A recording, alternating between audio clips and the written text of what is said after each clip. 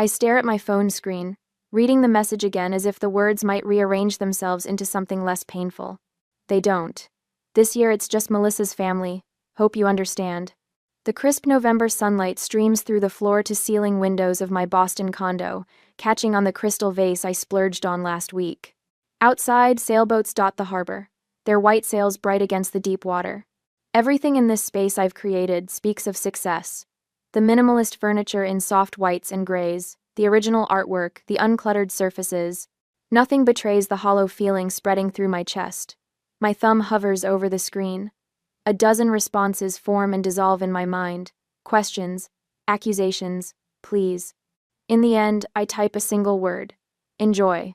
I set the phone down carefully on the marble countertop, then press my palms flat against the cool surface.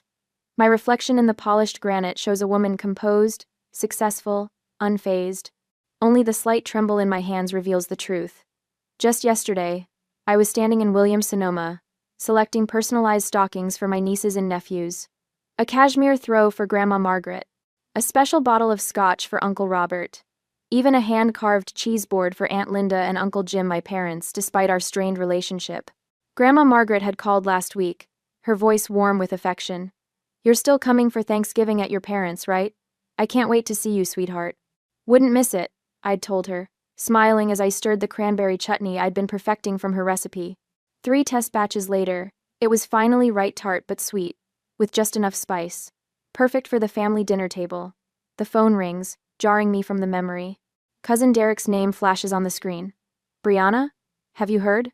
His voice holds the same stunned disbelief I'm feeling. "About Thanksgiving? Just got the text." "It's not just you," Derek says, his voice tight. "They've cut out almost everyone except Melissa's crew. 18 people, Brie. 18 family members suddenly uninvited." My fingers tighten around the phone. "What? Why would they?"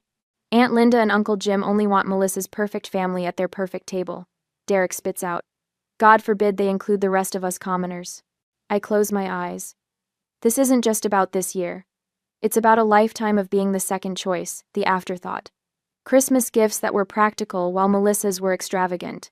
Parent-teacher conferences they were too busy to attend while they rearranged schedules for Melissa's volleyball games.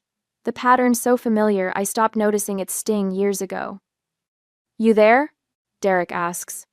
"Yeah, just processing.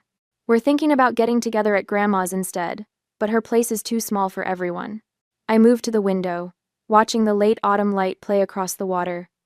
For a moment, I see myself as others might, successful, independent, unaffected by family drama.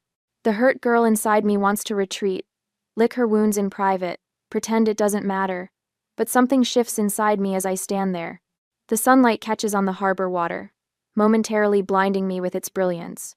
When my vision clears, my reflection in the glass shows something different, a straightening of my shoulders, a lifting of my chin. The hurt remains, but beside it grows something stronger. I reach for my phone again, scrolling through contacts until I find the number I need. "Chef Martin? It's Brianna Campbell." I pause, my voice growing firmer with each word. "I'd like to host Thanksgiving dinner for 32 people at my New Hampshire estate." There's surprise in his voice when he responds, but also respect. "That's quite an undertaking on short notice, Miss Campbell." "I'm aware." My gaze drifts back to the text message still open on my screen.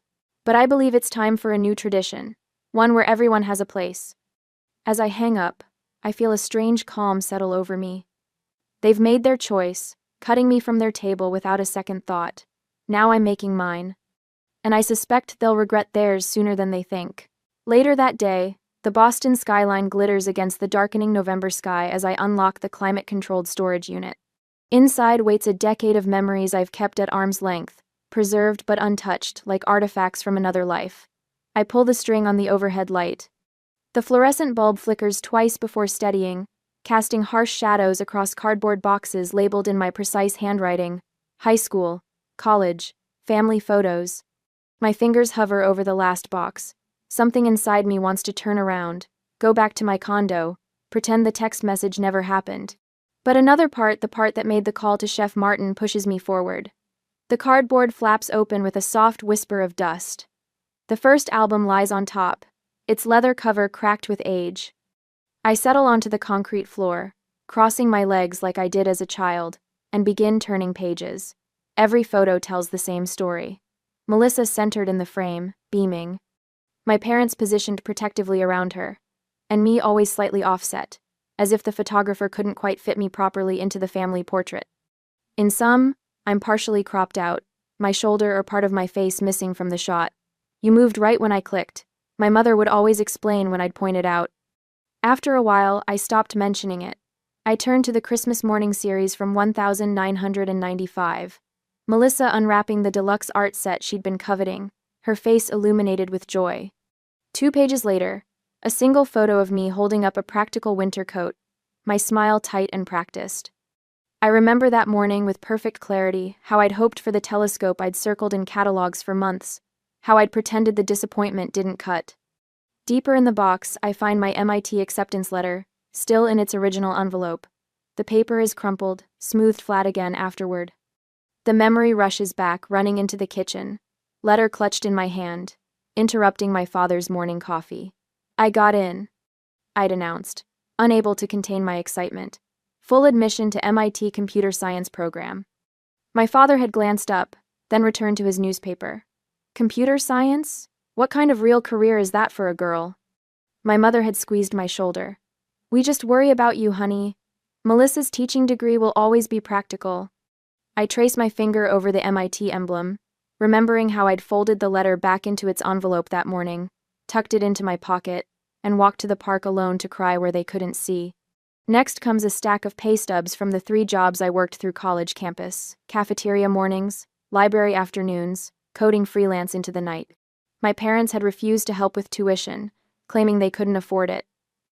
Yet 6 months later, they refinanced their house to pay for Melissa's extravagant wedding. I found out when my father mentioned the new mortgage payment during a rare Sunday dinner call, worth every penny. He'd said proudly, "Every father dreams of giving his daughter her perfect day." I was their daughter too. The thought still burns, even now. A wrinkled bank loan application emerges from between faded notebooks, my sophomore year desperate attempt to secure financing when scholarship funds fell short. The loan officer had been apologetic. "Without a co-signer with stronger credit, I just can't approve this amount." When I'd asked my parents, my mother had clicked her tongue against her teeth. "Borrowing money is irresponsible, Brianna. Maybe you should take a semester off, work more hours." I never took a semester off. I just worked until exhaustion became my normal state. My phone buzzes with an incoming call. Grandma Margaret's name lights up the screen. "I just heard," she says when I answer, her voice tight with anger. "Linda told me they're keeping Thanksgiving small this year. What she didn't say was that they're cutting out half the family to do it." "It's fine," I say automatically, the response worn smooth through years of use. "It is not fine," Grandma Margaret snaps. "I know what they did. It's been happening your whole life. I should have said something years ago." Her words hit like physical pressure against my chest, validation I never expected. "I'm hosting instead," I tell her, surprised by the steadiness in my voice. "At the New Hampshire place. Everyone's invited. The house you bought last year? The one they never visited even though you invited them for Memorial Day?" "That's the one." There's a pause, then Grandma Margaret's voice softens. "I'll be there with bells on, sweetheart, and I'll make sure everyone knows you're the one who saved Thanksgiving." After we hang up, my phone pings with text messages. Derek has been rallying the troops, cousins, aunts, uncles, all responding with enthusiasm. My executive assistant Olivia has already arranged transportation for elderly relatives who can't drive the distance. Chef Martin has sent a proposed menu that honors our family traditions while elevating them to something special. I pack the memories away, sealing the box with more care than it probably deserves.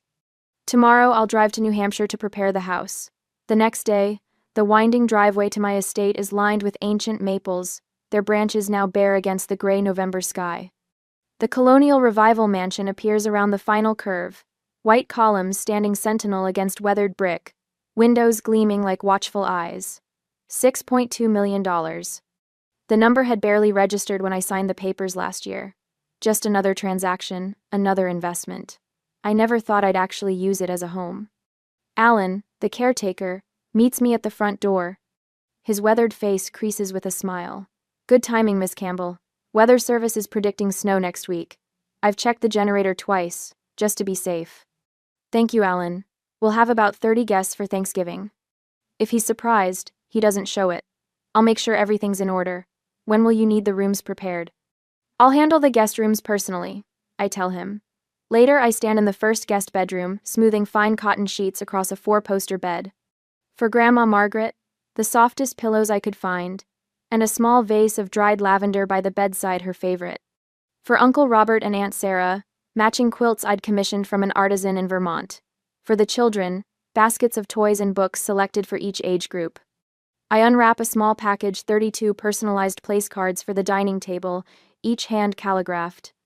I run my finger over the raised ink of my own name, wondering where I would have been seated at my parents' table. Probably the far end, if I had been seated at all. Standing in the grand dining room with its 15-foot ceiling and wall of windows overlooking the property's pond, I imagine voices filling the space, laughter, conversation, the clatter of silverware against china. A question surfaces, unwanted. Am I doing this out of love or revenge? Both, probably. The thought should trouble me more than it does. I place my own card at the head of the table and step back, surveying the room. For a moment, I see it through my mother's eyes, the tasteful luxury, the understated wealth, the careful planning. Let them see what their second-best daughter has built. Let them wonder what else they missed while they were busy looking the other way. I glance at my phone for the 5th time in an hour. Mother's latest text glows accusingly on the screen. You're embarrassing the family with this spectacle. People are talking. The irony nearly makes me laugh. After excluding me from their table without a second thought, now they worry about appearances. I set my phone down next to the hand-carved place cards I've been labeling for each guest.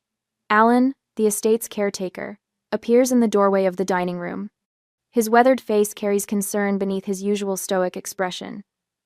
Miss Campbell, Weather Service is reporting a possible storm system moving in this afternoon. How severe? I ask, continuing to arrange the place settings. Enough to worry about. I've checked the generator twice, but with 30-some people here. He leaves the rest unsaid. I nod, making a mental note to have extra blankets placed in each room. Thank you, Alan. Let's hope it passes us by. When he leaves, I open my social media app against my better judgment. Melissa's latest post appears at the top of my feed. So blessed to celebrate with true family this year. The ones who matter most. Real Thanksgiving. Family first. The comments overflow with heart emojis from her in-laws and neighborhood friends. None mention the 18 family members suddenly deemed unworthy of inclusion. My voicemail icon blinks with an unheard message. Father's voice fills my ear, the familiar condescending tone that always made me feel small. Brianna, your mother and I think you're being dramatic.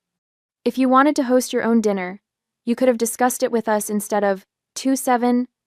I delete the message before he can finish. The same father who forgot to attend my college graduation doesn't get to lecture me on family communication. Derek calls minutes later, voice tight. You should know they're calling everyone, trying to convince people not to come to your place, saying you're just showing off. Guy, are people canceling? I ask, sudden dread clutching at my throat. The opposite. Everyone's more determined than ever. Grandma Margaret told Aunt Linda to pound sand. The mental image of my 82-year-old grandmother using those exact words brings the first genuine smile to my face in days. I wander into my home office, fingers trailing along the polished mahogany desk. 5 years ago, this space was a tiny corner in my studio apartment, barely enough room for a laptop and a cup of coffee. I worked 16-hour days building Cybercore's security protocol, while everyone from venture capitalists to my own father told me I was wasting my time. The cybersecurity market is saturated, he'd said when I tried explaining my business model over Christmas dinner. You should get a real job before you end up bankrupt. He'd turned to Melissa then, proudly announcing her promotion to assistant manager at the department store where she'd worked part-time for 3 months. I remember the night everything changed. 3 years into building the company, surviving on ramen and determination, my phone rang at 2 a.m. A major client system had detected an intrusion attempt that would have cost them millions. My protocol had caught what every other security layer had missed. Within a week, we had 4 new contracts. Within a year, acquisition offers. The day I signed the final papers selling Cybercore for $420 million, I called my parents. Mother answered, talked about Melissa's twins for 15 minutes, then said she needed to go before I could share my news. Now I stand in a home worth more than everything they own combined, preparing to host the family they decided wasn't worth their time. The first flakes of snow begin to fall as the earliest guests arrive. Cousin Rachel and her husband pull up in their sensible sedan, 3 children tumbling out with shouts of excitement at the sight of the estate. Is this a castle? 7-year-old Emma asks, eyes wide with wonder. Just a very big house, I tell her, kneeling to her level despite my designer dress. More vehicles appear on the winding driveway as the snow thickens. Alan and his team help elderly relatives navigate the steps, while Chef Martin directs his assistants in final preparations. The house fills with voices, laughter, the scents of rosemary and sage. I'm arranging flowers in the entryway when a commotion at the door draws my attention. Grandma Margaret stands in the doorway, her silver hair dusted with snowflakes, cheeks flushed with cold, and something like defiance. Your mother thinks I'm in bed with a headache, she announces, handing her coat to Alan. I'd rather be here with people who know what family truly means. She cups my face in her soft, papery hands. They've been doing this to you since you were little, you know. I should have spoken up sooner. The simple acknowledgement nearly undoes me. All these years, I thought no one had noticed. Within an hour, the house overflows with life. Children race through hallways that have never known such joyful noise. Cousins appear with additional side dishes and decorations. Derek organizes a system for elderly relatives to rest between socializing. In the kitchen, Chef Martin orchestrates a feast that honors tradition while feeling special.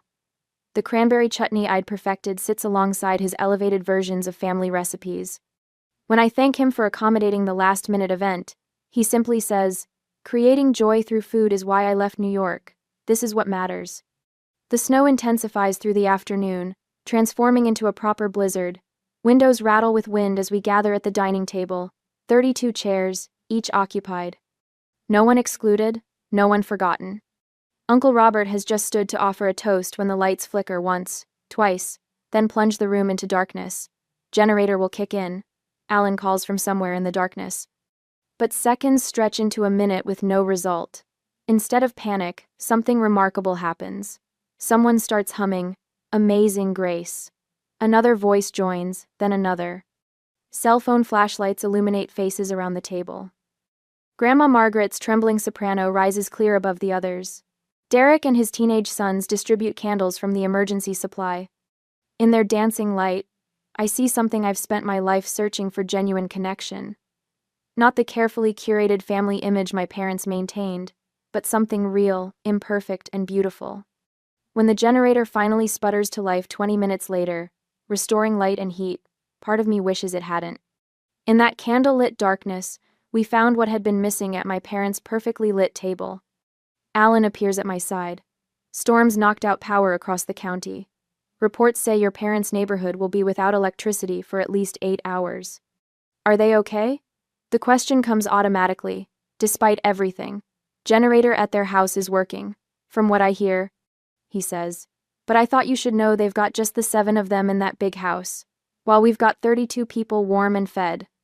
As I look around at the faces of those my parents deemed unworthy of their table, I realize something profound. They thought excluding me was taking something away. Instead, they gave me the final push I needed to create something better than what they offered. The lights illuminate my family chosen, and blood filling my home with more warmth than any generator could provide. The next day, my phone buzzes with notifications as I refill Grandma Margaret's coffee. Winter sunshine floods through the estate's eastern windows, casting long rectangles of light across the living room where several relatives linger over breakfast pastries. The blizzard has passed, leaving behind a pristine white landscape that sparkles under the morning Sunday. Someone's popular today, Grandma Margaret says, her eyes twinkling over her mug. I glance at my phone, surprised to see dozens of social media alerts. At the top, a notification from my nephew Tyler, at Brianna Campbell. Look what an amazing Thanksgiving we had. When I open it, my breath catches. Tyler has posted a series of photos from yesterday, the magnificent feast spanning the length of my dining room table, candles glowing as family members raise glasses in toast, cousins laughing by the fireplace when the power went out. The estate looks magical, captured in the evening snow with every window glowing with warmth against the darkness. Did you see what Tyler posted? Cousin Rachel asks, coming downstairs with her phone. It's going viral in our hometown circles. I scroll through more posts. Cousin Derek shared a video of everyone singing by the fireplace, voices blending in harmony while snow fell outside. Aunt Elaine uploaded a stunning shot of the dessert table with Chef Martin's apple cranberry tart taking center stage. In almost every photo, the joy is palpable, but I notice something else. You're barely in any of these, Rachel observes, looking over my shoulder. I nod. I didn't need to be. The gathering speaks for itself. My phone rings. Rachel's eyebrows lift as she glimpses the screen. Melissa's husband, she whispers before discreetly stepping away. Hello, Robert, I answer, moving toward the kitchen. Brianna, his voice sounds strained.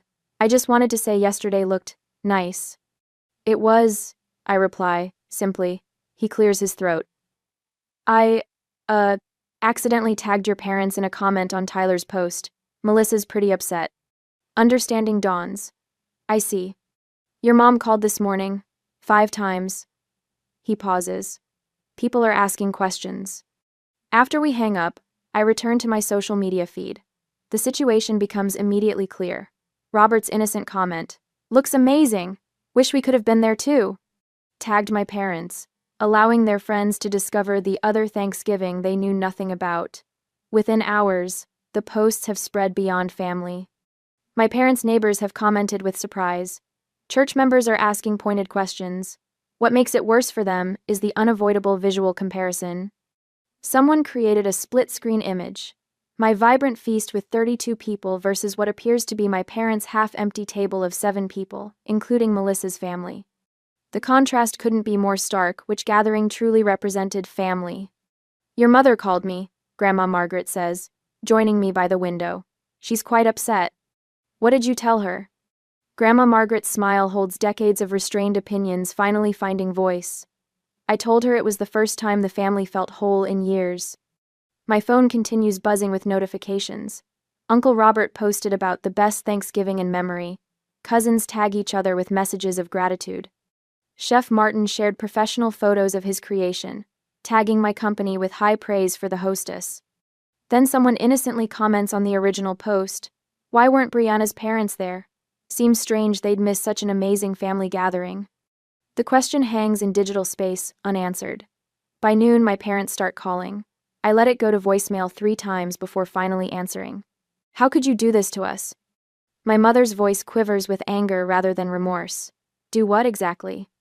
I keep my tone neutral, watching snowflakes begin to fall again outside. Throw some extravagant party just to make us look bad. You're just showing off your money. The accusation would have stung a year ago. Now, I simply observe the feeling pass through me without taking hold. I only set another table because you told me I wasn't invited to yours. You know that wasn't. She stops abruptly as my father's voice rumbles in the background. Put him on speaker, I suggest. There's a fumbling sound, then my father's voice. Brianna, this has gotten out of hand. Maybe we should discuss this in person. We can discuss whatever you'd like, I reply. But first, I want to clarify something. 2 months ago, at Melissa's birthday dinner, I mentioned selling my company. No one asked a single question. No one seemed to hear me at all. Silence stretches between us. I sold Cybercore for $420 million, Dad. But when I mentioned it, no one listened. I hear his sharp intake of breath, then stammering. I didn't realize. I know, I say quietly. You never have. As I end the call, Derek appears with a fresh pot of coffee. Everything okay? I look around at the remaining family members in my home, people who chose to stay an extra day, who helped clean up without being asked, who treated my home with respect, and me with genuine interest. Actually, I say with unexpected lightness, I think it finally is. For the first time in my life, I don't need my parents' table. I've built something better. The doorbell's unexpected chime cuts through my Sunday morning quiet. I glance at my phone, no texts, no calls announcing visitors. My stomach tightens as I approach the peephole. Mother and father stand in the hallway, mother clutching a worn leather photo album to her chest like a shield. I consider pretending I'm not home, but that's the old Brianna. The woman who sold her tech company for hundreds of millions doesn't hide anymore. I open the door and stand firmly in the threshold. This is a surprise. We were in the neighborhood, father says, his voice unnaturally bright. Thought we'd stop by. Mother holds up the album. Found some old photos I thought you might like to see. The practiced casualness in their voices tells me this visit was planned, calculated. 3 days after they discovered the extent of my wealth through social media, they appear on my doorstep. The timing isn't subtle. I step back, allowing them entry. Come in.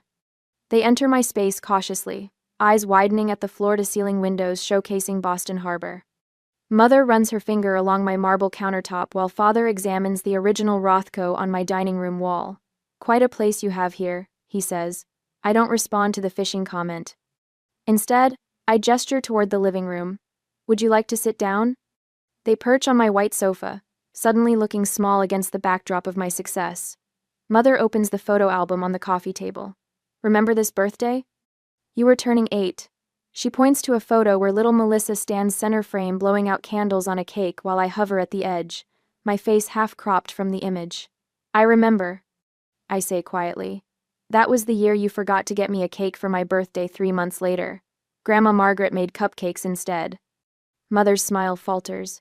That's not. It is, I interrupt, my voice steady. I have the journal entries. I walk to my office and return with a storage box. The label reads simply, evidence.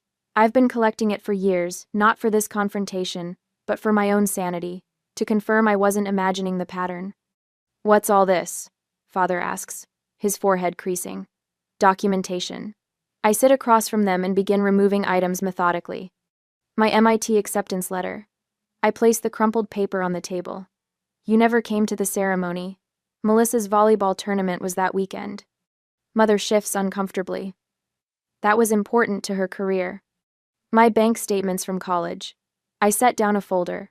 3 jobs to cover tuition after you refused to co-sign my student loans. We couldn't afford to take on more debt then, Father protests. The same year you refinanced the house for Melissa's wedding. I keep my voice factual, not accusatory. The therapist I've been seeing for 4 years taught me that. Their eyes dart to each other. A silent conversation I've witnessed my entire life.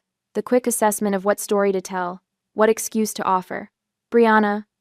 Father leans forward, hands clasped. We should start fresh. The past is the past. We're family, Mother adds, reaching for my hand.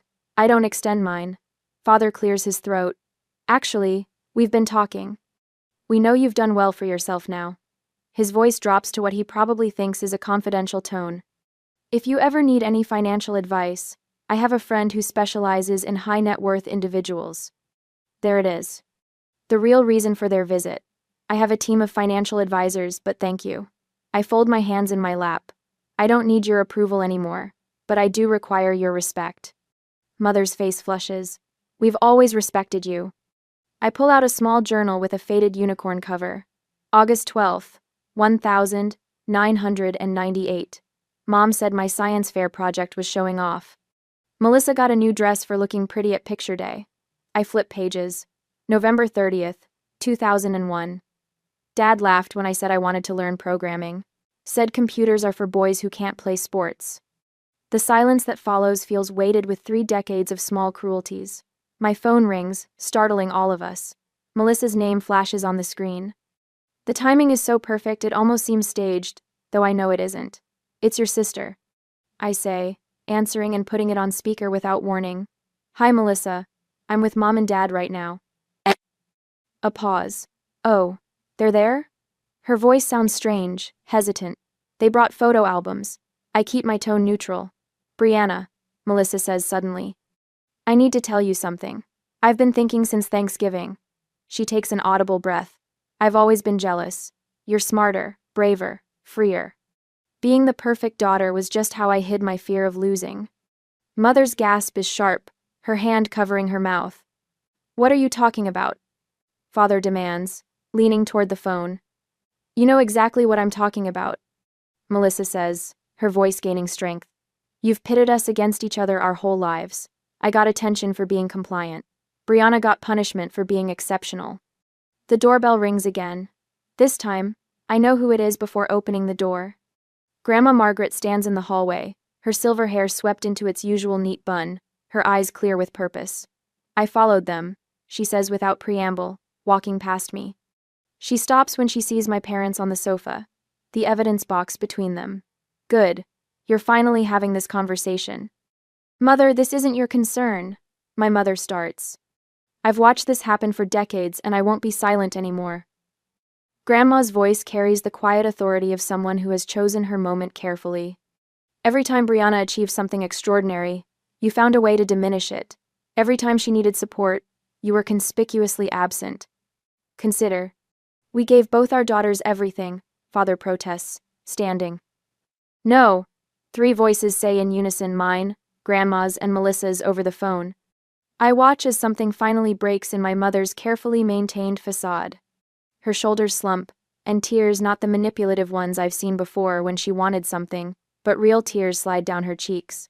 I didn't realize. She whispers. I didn't see. It's not an apology, not yet, but it's the first crack in a wall that stood between us my entire life. I don't rush to comfort her. That girl is gone. Instead, I sit tall, surrounded by my chosen support system. Grandma physically present, Melissa surprisingly allied from afar. Now you do, I say simply. So, what happens next is your choice. Snow drifts against the windows of my New Hampshire estate, transforming the landscape into a winter wonderland. Christmas lights twinkle along the eaves, reflecting off the pristine white blanket covering the 40 acres. Inside, fires crackle in 3 different hearths, while the scent of pine and cinnamon fills the air. A month has passed since Thanksgiving. A month of cautious text messages, tentative phone calls, and 1 tearful coffee with my sister.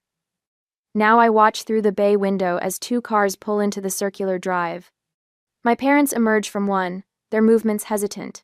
Melissa's family spills from the other, her husband Tom, wrangling their 3 children as they dash toward the front door. My fingers tighten around my coffee mug. They're here. When the doorbell chimes, I open it myself rather than letting Alan handle it. My mother stands with a foil-covered dish, her eyes widening as she takes in the grand foyer with its soaring ceiling and magnificent spiral staircase. Welcome, I say, stepping back to let them in. The children barrel past, squealing at the 15-foot Christmas tree, dominating the great room. We brought sweet potato casserole. Mom offers the dish like a peace offering. I take it with a smile that feels only slightly forced. Perfect. The kitchen's this way. Conversation starts awkwardly but gradually thaws as everyone settles in. The children's laughter echoes through rooms that once stood silent, filling uncomfortable pauses with their innocent joy. Later, I find myself alone in the kitchen with Mom, unpacking serving dishes. Without asking, she rolls up her sleeves and begins arranging appetizers on platters, working alongside me, rather than directing my every move. Your home is beautiful, she says quietly. I never really understood what you built for yourself. I glance up, meeting her eyes. Thank you for coming. In the dining room, Chef Martin has outdone himself. The long mahogany table stretches beneath crystal chandeliers, each place setting personalized. No one sits at the head, the circular arrangement ensures everyone occupies equal space. Dad pauses before taking his seat, surveying the gathered family. Before we eat, I'd like to say something. He clears his throat. To learning from our mistakes. Glasses rise amid murmured agreement. When I look up, I find Mom's hand resting lightly on my shoulder, a touch so tentative it might float away.